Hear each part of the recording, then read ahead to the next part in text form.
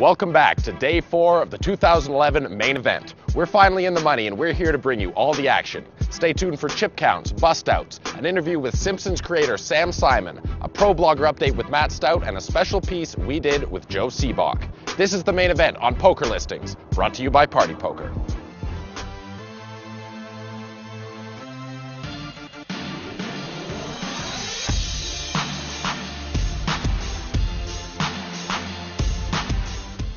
Day 4 is the money day at the main event, and over 300 players walked away from the Rio this evening with money in their pockets. The cash kicked in at 693 players, which we hit mid-afternoon, with Reza Kashani hitting the rail on the pure bubble. Luckily for him, it's a tradition at the WSOP for the bubble boy to get a seat in next year's main event.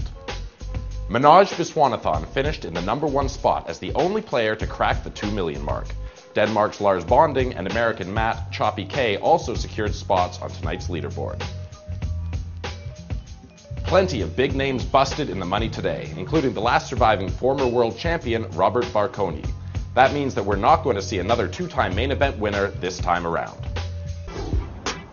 Even though a few people have already left with money in their pockets, there's a hell of a lot more waiting at the final table. Now let's check in with Simpson's creator, Sam Simon. Well, I started day 1 with 30,000 chips, and I said if I have 30,000 chips at the end of day 1, I'll be happy, but I had 100,000 chips. So in day 2, I said I have 100,000, that'll be plenty at the end of the day. If I have 100,000 chips, I'll be happy. But then I had 300,000 chips. So then I started yesterday, and I said, I have 300,000 chips, that'll be good at the end of the day, and I had 508 at the end, and I was like a little upset. So I guess I'm not really telling myself the truth. And so, like now, just, you know, to be able to try and exploit the bubble and know you're not really, you know, you're not really in danger, that you can lose a big all-in, it's changed my mood a great deal. The poker circuit has unicorns exploding from it. At least, that's what they want you to believe. C'est bullshit. This is the real circuit, a visual orgasm. Uncle, orgasm.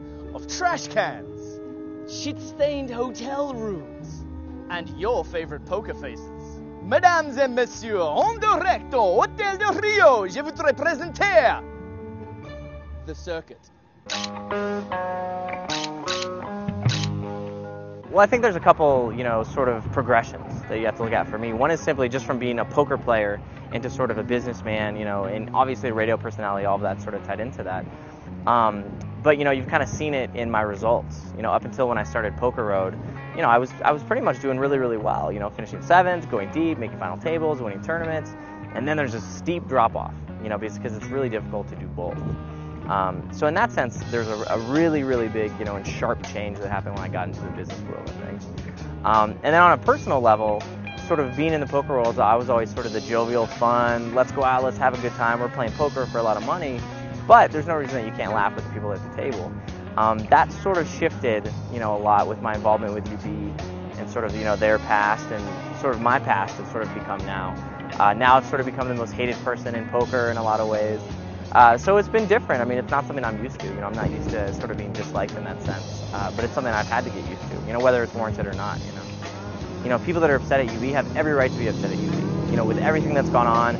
Even since my tenure, you know, when I got involved, I didn't get all of the things done that I wanted to get done. You know, as hard as I tried, you know, as many people as I talked to.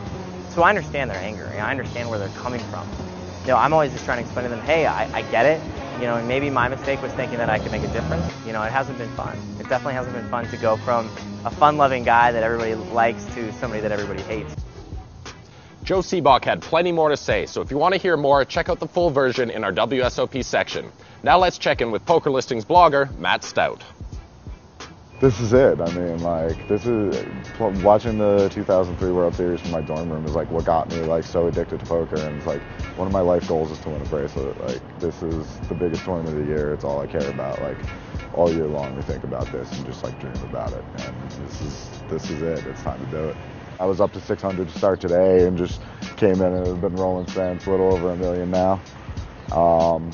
Feeling good. It's been. I had another pot where this guy turned a set of deuces and I rivered gutter ball for the nuts, and then he just piled it in my face. So that was fun too. it's been a pretty good day in terms of that. So I'm cruising right now, feeling great, and the money now. Not that I really care about that. Just trying to make the November 9. That's it for us on day 4 of the 2011 main event. Join us again tomorrow as we make it a little deeper into the money.